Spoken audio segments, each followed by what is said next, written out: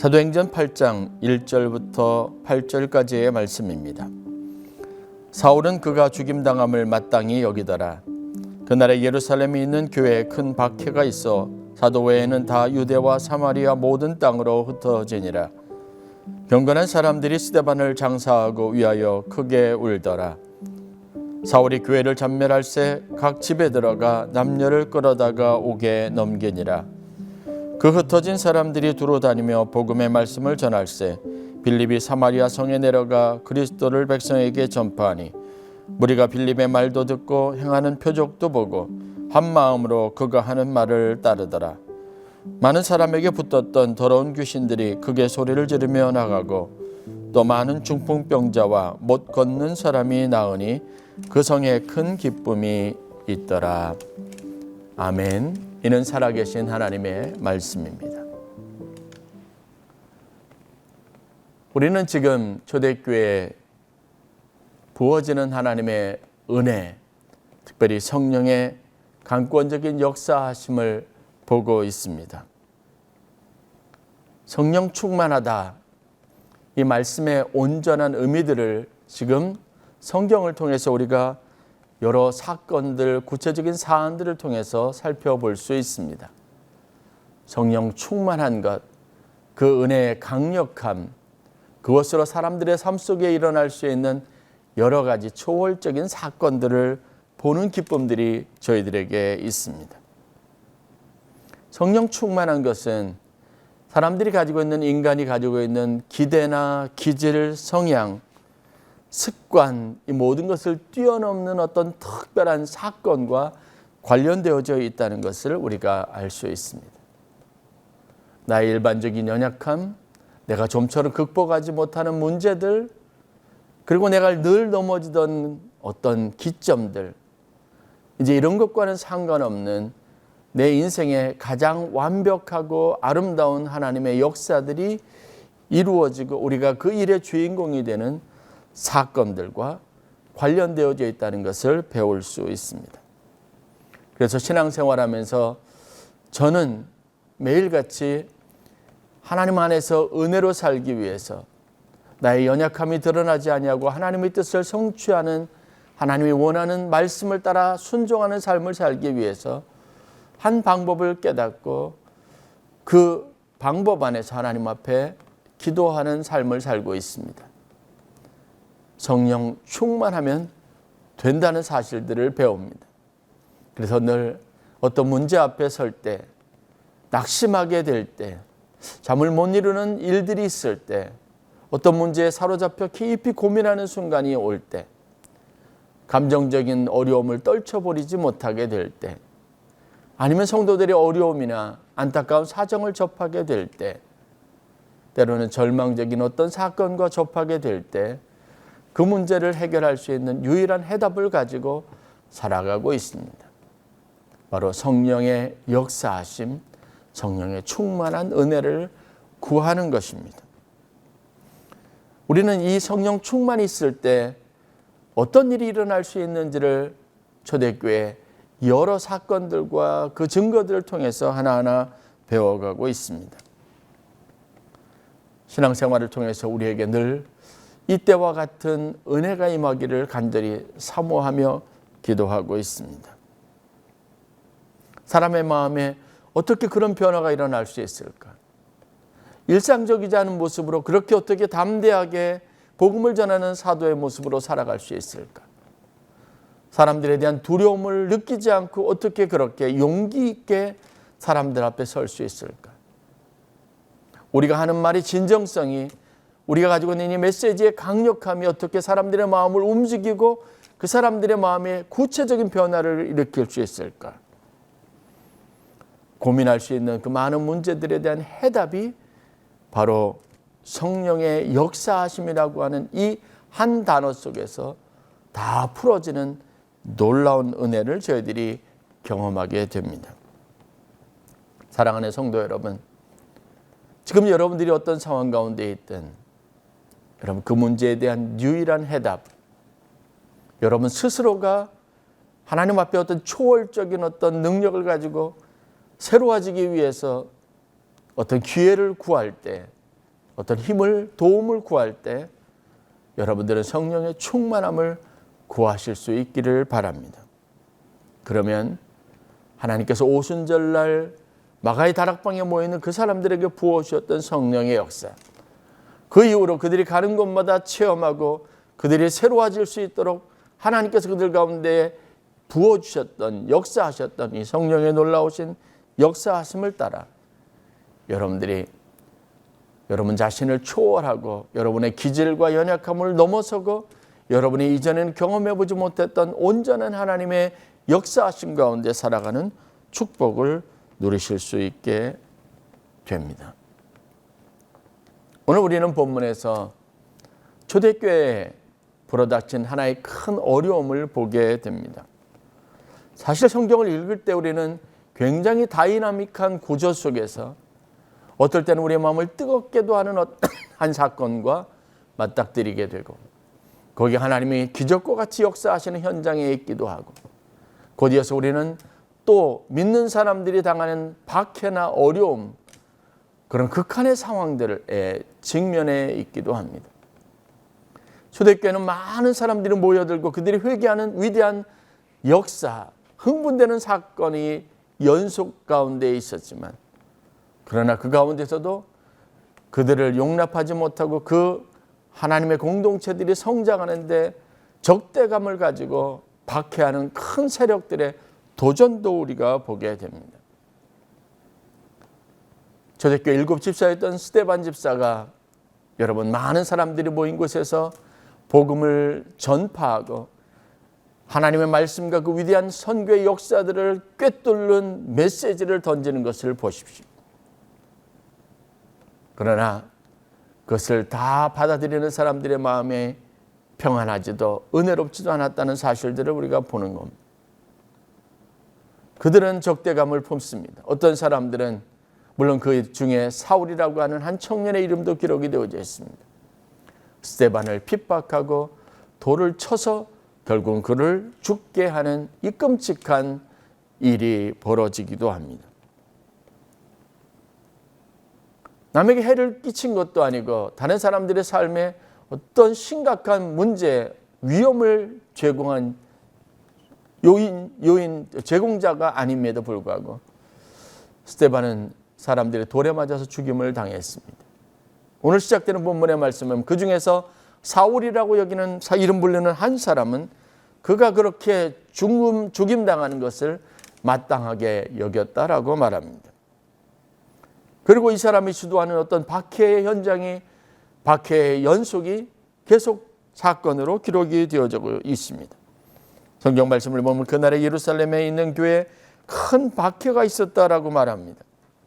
그래서 사도들을 빼고는 다 믿는 사람들이 다 유대와 사마리아 지역에 흩어지기 시작했습니다. 다시 말해서 도망치기 시작했다는 겁니다. 하나님의 교회에 큰 흩어짐이 있었습니다. 박해가 있었습니다. 이 공동체가 아름답게 귀하게 성장되는데 큰 지장이 생겼다는 겁니다. 그리고 그 중심에 사울이라고 하는 우리가 잘 아는 바울의 열정적인 그런 충성심, 그리고 자기 종교에 심취해 있었던 한 젊은이의 무모한 도전과 같은 모습들을 우리가 보게 됩니다. 이 사울 즉 바울은 여러분 그릇된 충성심을 가지고 있었습니다. 그는 우리가 알고 있는 것처럼 복음의 사도요 하나님의 일꾼으로 충성스러웠던 사람입니다. 예수 앞에 자신의 모든 생애를 다 드린 사람입니다. 그런데 그런 바울이 그 이전에 예수를 알기 전에 지금은 전혀 상반된 위치와 자리에서 그릇된 충성심과 열심을 가지고 믿는 사람들을 박해하고 있습니다. 3절 말씀을 보면 사울이 교회를 잔멸했다라고 기록합니다. 잔멸했다는 말이 얼마나 여러분 무서운 말인지 아십니까? 그 어떠한 것도 남기지 아니하고 모조리 전부 다 소멸시키고 없애도록 하는 일에 열심을 내었다는 겁니다. 각 집에 들어가 남녀를 끌어다가 잡아서 옥에 넘겼다라고 말합니다. 예수를 믿는다고 여겨지는 사람, 고발된 사람, 예수를 믿는 행위가 드러나는 사람이라면 남기지 않고 그가 가지고 있는 열심과 세밀함과 충성된 마음을 가지고 그가 복음을 전할 때, 교회들을 세울 때, 그리고 그 교회들을 온전하게 세우기 위해서 그가 세밀하게 편지하며 격려하며 그리고 권면했던 그 열심을 가지고 지금은 회개 이전에 바울은 예수 믿는 사람들을 잔멸하는 일들을 위해서 동원되고 있고 앞장서고 있다는 사실입니다. 열정이 잘못 그릇 사용되어질 때 이게 얼마나 위험할 수 있는지를 볼 수 있는 구절입니다. 그러므로 여러분, 우리가 하나님 앞에 충성스러울 때, 하나님 앞에 열정적일 때 우리의 마음을 살피는 일이 굉장히 중요합니다. 바울은 하나님 앞에 쓰임받을 때 아름다워질 수 있는 가장 빛나는 삶의 여정들을 가지고, 열정을 가지고 그 이전에 가장 악랄하고 가장 비열하고 가장 큰 복음의 대적자가 되었다는 사실들을 우리가 말씀을 통해 보게 됩니다. 베드로를 생각해 보십시오. 성령이 부어지기 전에, 성령 충만하기 전에, 하나님의 온전한 도구가 되기 전에 그는 예수님을 부인하고 그것도 3번씩이나, 그리고 비겁하게 도망치던 사람이었습니다. 자신에 대한 욕심과 자신에 대한 열정, 자기에 대한 충성심, 자기애를 벗지 못한 사람이었습니다. 그러나 여러분, 그 마음에 성령이 부어지자 그가 가졌던 잘못된 에너지, 그릇된 에너지들이 하나님 앞에 얼마나 아름답게 사용되고 있는지 우리가 보게 됩니다. 그런 측면에서 오늘 우리가 보는 성경 말씀은 성령 충만함의 가치는 충분히 우리가 생각해 볼 여지가 있습니다.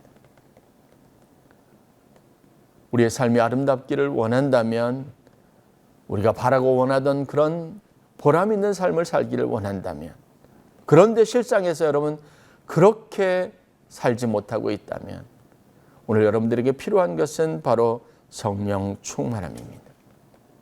성령이, 하나님의 말씀이 여러분 가운데 일하시면 여러분들이 변화를 받고 완전히 새로운 존재로서 여러분들이 그토록 원하던, 갈구하던 그런 아름다운 인생, 많은 사람들에게 칭찬을 받는 삶, 많은 사람들의 생명과 관련되어지고 그들을 살리는 귀한 일들을 위해서 쓰임받을 수 있습니다. 하늘 위에 높이 세워진 영광스러운 삶, 바로 그것이 우리의 삶이 될 수 있다는 겁니다. 그러나 그러기 위해서 필요한 것이 있습니다. 바로 성령의 충만함입니다. 여러분, 하나님의 은혜에 사로잡히시기를 바랍니다. 성령 충만하다는 것은 바로 하나님의 은혜에 사로잡히는 겁니다. 하나님의 말씀의 능력에 사로잡히는 것입니다. 하나님의 마음을 우리 마음속에 이식하는 것입니다. 하나님이 가지고 있는 시선을 우리의 시선 되게 하는 겁니다. 우리 인간된 모든 것들이, 육체에 속한 모든 것들이 소멸되고 그 안에 하나님의 거룩하심이 부어지는 것입니다. 그럴 때 우리가 적은 인내심 가지고 늘 변하는 마음, 늘 언제나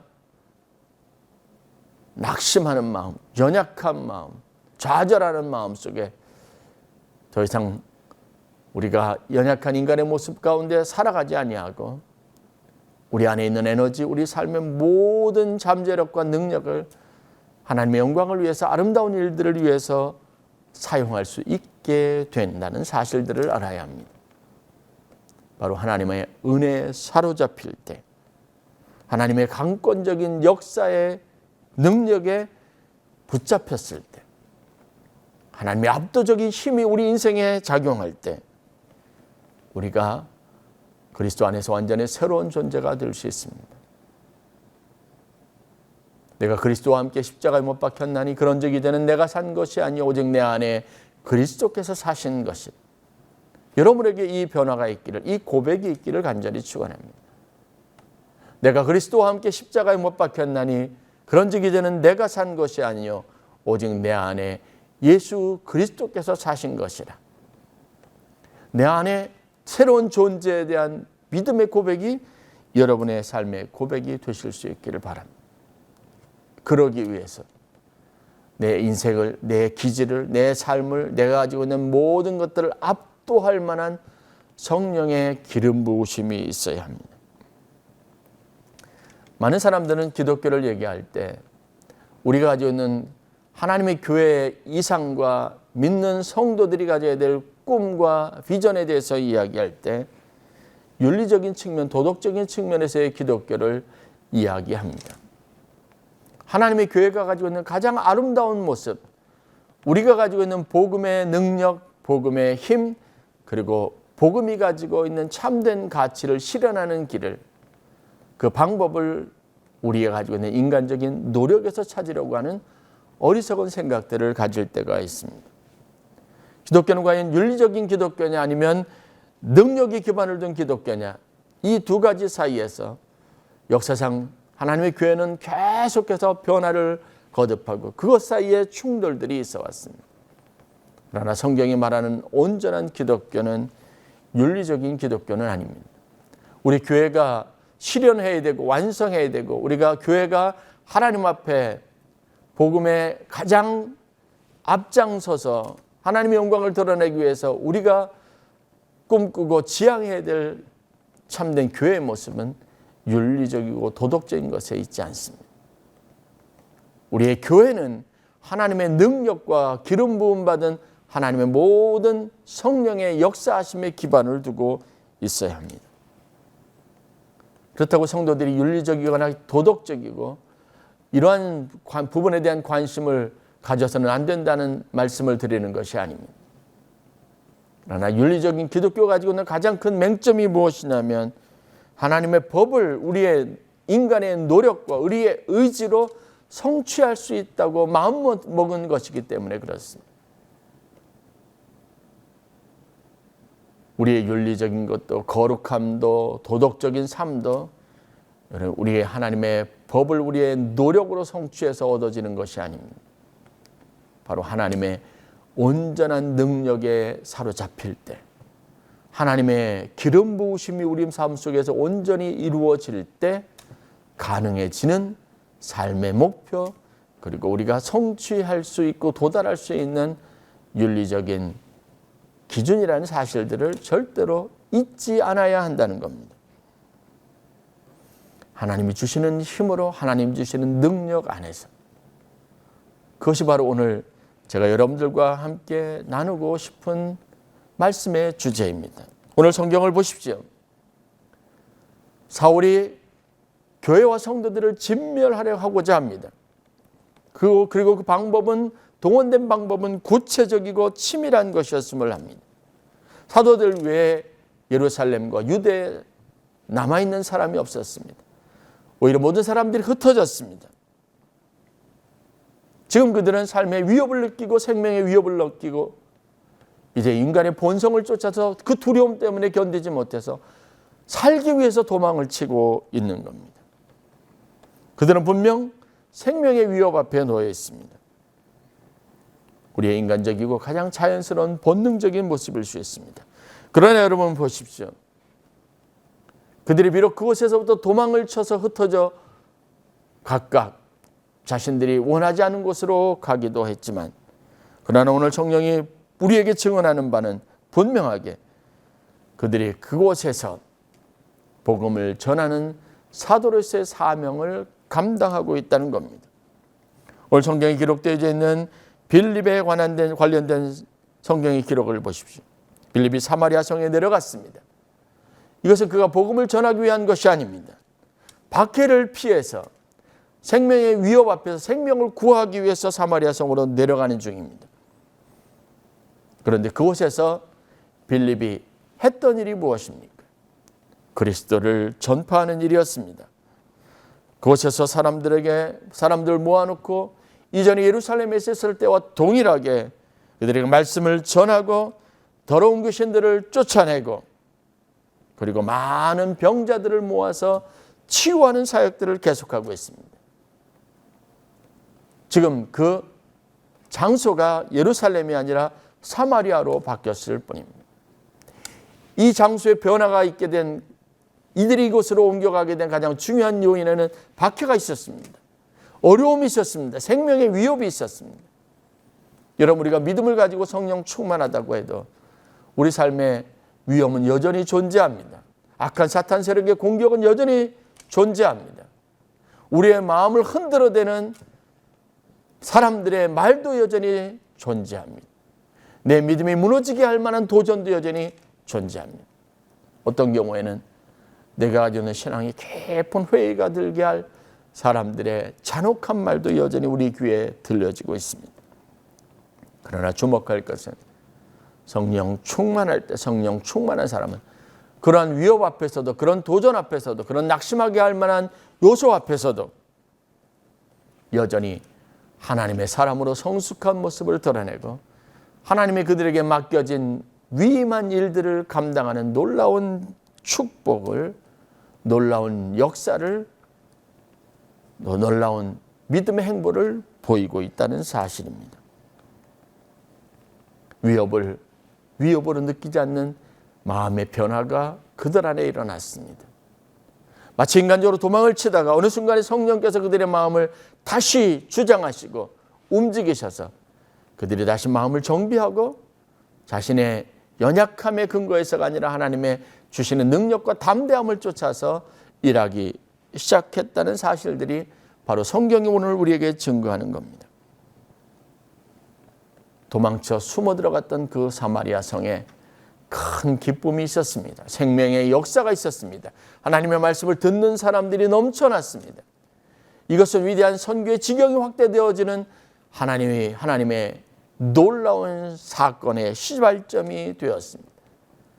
오직 성령이 너희에게 임하시면 너희가 권능을 받고 예루살렘과 온 유대와 사마리아와 땅끝까지 이르러 내 증인이 되리라 하신 말씀이 바로 사울의 박해, 예수 믿는 교회를 향한 세상 세력들의, 유대인들의 박해를 기점으로 해서 성취되어져 가는 이 놀라운 사건들을 오늘 우리가 보게 됩니다. 결론입니다. 여러분, 세상을 살아가는 우리의 삶은 여전히 쉽지 않습니다. 우리의 연약함은 여전히 존재합니다. 그리고 세상은 때로는 우리가 가지고 있는 삶의 목표를 흔들 만큼 큰 위협적인 힘을 가지고 우리 인생을 압도합니다. 죄악에 뿌리는 관영에서 우리 삶을 삼키려고 합니다. 그러나 여러분, 그런 상황 속에서도 우리가 하나님의 강권적인 역사하심 안에서 믿는 성도의 삶을 살아갈 희망이 여전히 존재합니다. 우리 자신의 연약함에 휩싸여서 나 자신도 추스르지 못하는 그런 안타까운 삶이 아니라 다른 사람들을 돕고 다른 사람들의 생명에 관여하고 그들을 격려하고 위로하며 내 생에 하나님이 주신 생명을 가장 아름답게, 내게 허락하신 시간을 가장 복되게 할 수 있는 기회들이 여전히 우리의 삶 속에 존재한다는 겁니다. 그러기 위해서 필요한 것이 있다면 바로 성령 충만입니다. 하나님이 우리와 함께 하시면, 하나님 우리 삶의 주인이 되시면, 하나님 우리 마음을 주장하시고 우리 마음속에 들어와 계시면 그분이 우리에게 생각하게 하실 것이고 결정하게 하실 것이고 가야 할 길을 알려주실 것이고 우리의 손이 되실 것이고 우리의 발이 되실 것이고 우리의 눈이 되실 것이고 우리 머릿속에 우리가 가져야 할 수 있는 세상의 참된 지혜가 될 것입니다. 성령 충만, 그것이 우리의 인생의 해답입니다. 성령 충만하십시오. 하나님의 거룩한 영의 기름 부으심에 사로잡힌 인생을 사십시오. 우리의 신앙생활에서 우리가 기대할 수 있는 유일한 도움은 하나님으로부터 옵니다. 하나님이 우리 삶 속에 계시면 우리가 새로운 존재가 될 수 있습니다. 새 사람이 될 수 있습니다. 나를 극복할 수 있는 유일한 길도 바로 하나님의 성령의 충만함에 기댈 때 가능한 일입니다. 여러분의 삶이 하나님의 절대 주권 안에 있음을 잊지 마십시오. 우리의 삶은 하나님이 주신 능력 안에서 빛날 수 있습니다. 아름다울 수 있습니다. 이 하나님의 놀라운 은혜와 축복이 바로 여러분의 삶 속에 임하기를 바랍니다. 하나님 안에서 침묵할 수 없는 은혜가 오늘 초대교회 성도들에게 빌립과 많은 제자들에게 부어졌던 것처럼 오늘 여러분들에게도 그 은혜가 부어지기를 주의 이름으로 간절히 축원합니다. 복음을 전하는 자로, 복음의 능력을 전파하는 자로 쓰임받는 기쁨이 여러분들 삶 가운데 있기를 간절히 축원합니다.